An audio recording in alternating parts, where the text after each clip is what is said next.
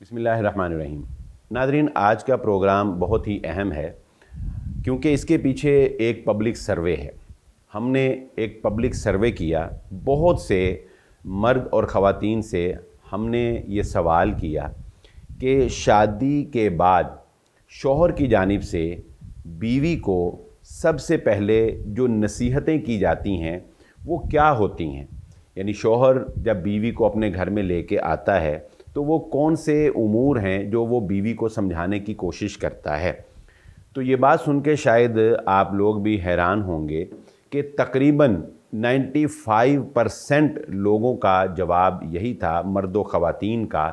कि उन्होंने अपनी बीवी को जो सबसे पहले नसीहत की या सबसे पहले जो बात उनको समझाने की कोशिश की वो ये थी कि आपने हमारे दीगर फैमिली मेंबर्स का ख्याल रखना है। अल्फाज मुख्तलिफ थे। किसी ने कहा कि मेरे वालदा का मिजाज ज़रा तलख है, तुमने उनके साथ दरगुज़र करना है। किसी ने कहा कि मैं अपने माँ बाप को हरगिज़ नहीं छोड़ सकता, मैं तुम्हें छोड़ सकता हूँ। किसी ने कहा कि मुझे अपनी फ़ैमिली से बहुत प्यार है, मेरी फ़ैमिली का तुमने ख्याल रखना है। किसी ने मज़ीद ज़रा अच्छे अल्फाज में कहा कि मिलजुल के रहने की कोशिश करना, और मैं तुमसे कोई ज़्यादा मुतालबा नहीं करता, मेरी ज़ात को बेशक खुश ना रखना, मुझे बेशक मेरी खिदमत ना करना, लेकिन मेरे माँ बाप और मेरे फैमिली मेंबर जो हैं उनकी खिदमत करना। यानी 95% लोगों का यही अपनी बीवियों से मुतालबा था। तो इससे आप ये अंदाज़ा लगा सकते हैं कि पाकिस्तान के अंदर जो फैमिली माहौल है, जो फैमिली स्ट्रक्चर है, उसमें शादी के बाद बीवी को शौहर के साथ साथ उसके फैमिली मेंबर्स को भी डील करना होता है। बहुत कम केसेस में ऐसा होता है कि शादी के फ़ौरन बाद ही मियाँ बीवी जो हैं वो अलग हो जाएं या मियाँ बीवी जो हैं वो अपनी सेपरेट लाइफ जो है वो गुजारें और बीवी को यानी जो खातून आई है उसको सिर्फ़ खामद को डील करना हो। ऐसा पाकिस्तानी मुआशरे के अंदर बहुत कम है। इस सर्वे से जो बात हमें समझ आती है कि हमें देखें, इस निज़ाम को और इस सिस्टम को तो ज़ाहिरी सी बात है कि हम फ़ौरी तौर पर चेंज नहीं कर सकते।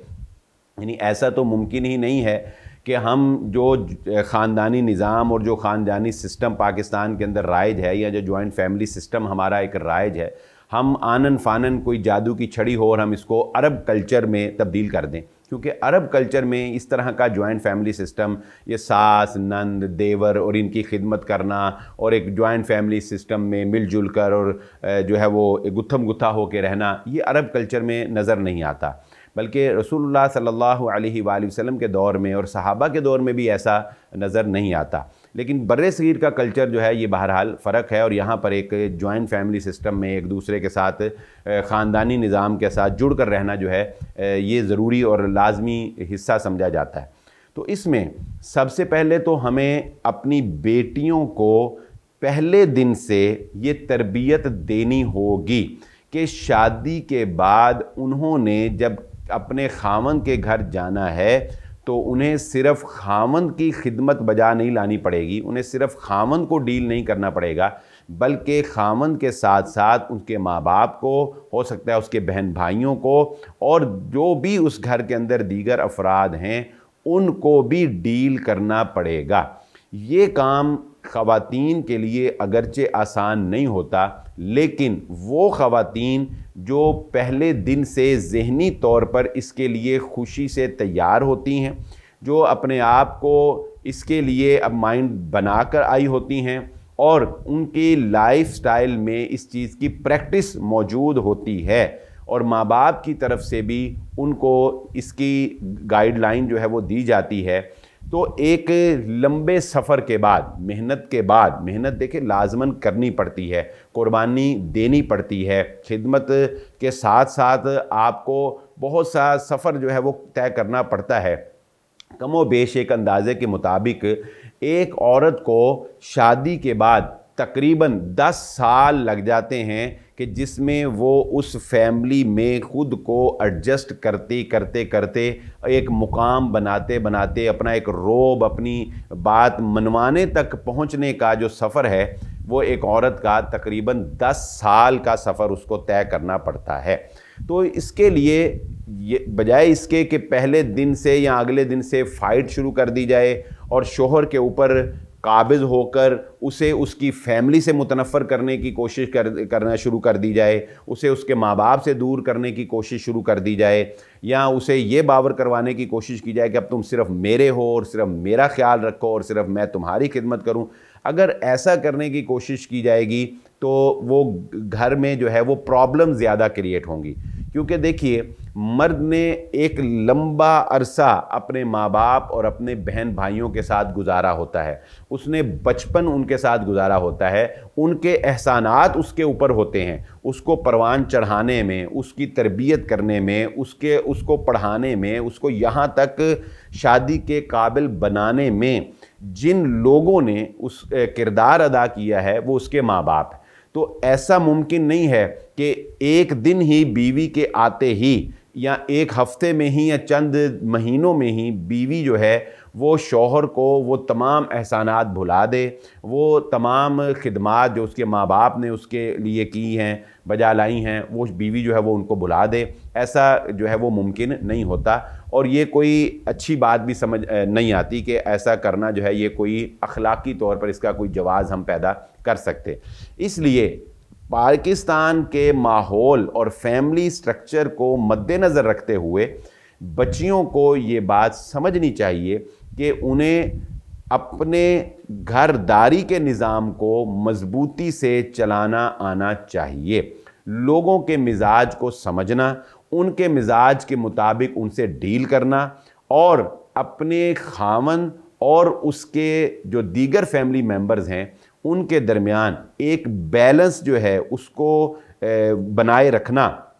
تاکہ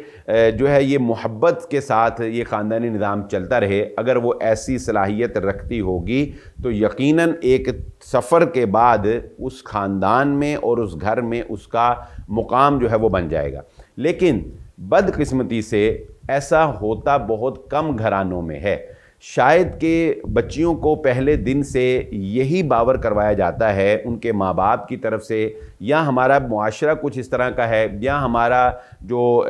یہ سوشل میڈیا اور یہ جو ڈرامائی کلچر جو ہمیں دکھائے جا رہے ہیں ان میں بھی یہی بات باور کروائی جاتی ہے کہ نہیں،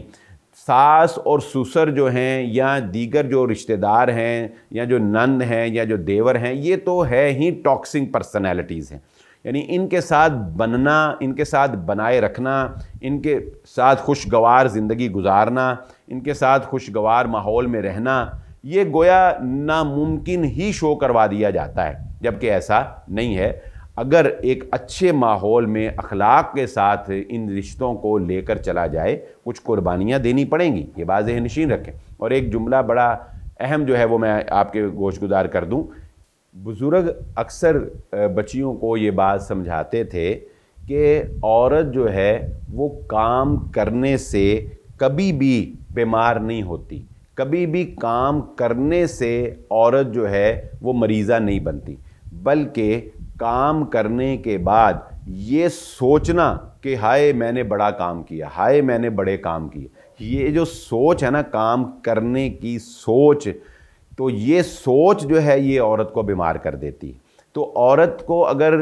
گھر میں خاوند کی خاطر، اور یہ بات ذہن نشین رکھیں، یہ خاوند کے ماں باپ اور خاوند کے رشتہ داروں کی جو بھی خدمت عورت بجا لاتی ہے،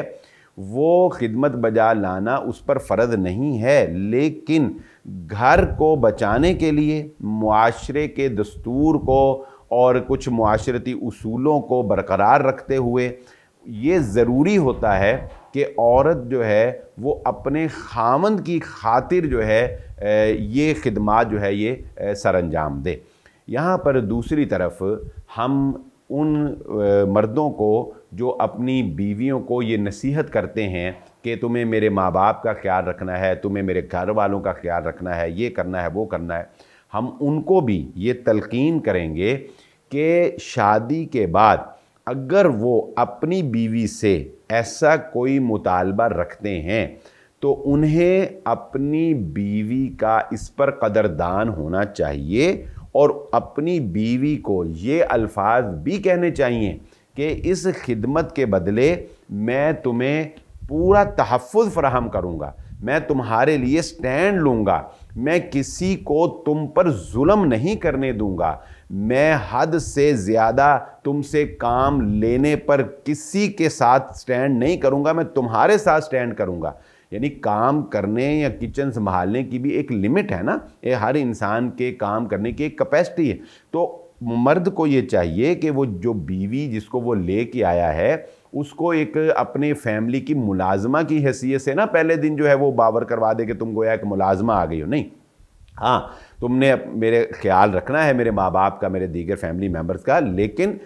اس کے ساتھ ساتھ مرد کا یہ کام بنتا ہے کہ وہ عورت کو اپنے ہونے کا احساس دلائے، یہ بتائے کہ میں تمہارا شوہر ہوں، میں تمہارے ساتھ کھڑا ہوں، میرا تعاون ہمیشہ تمہارے ساتھ ہے، میرا ووٹ ہمیشہ تمہارے ساتھ ہے، میں تمہارے لیے سٹینڈ بھی لوں گا، جہاں کوئی غلط ہوگا میں اس کی غلطی پر اس کو ٹوکوں گا، تمہارا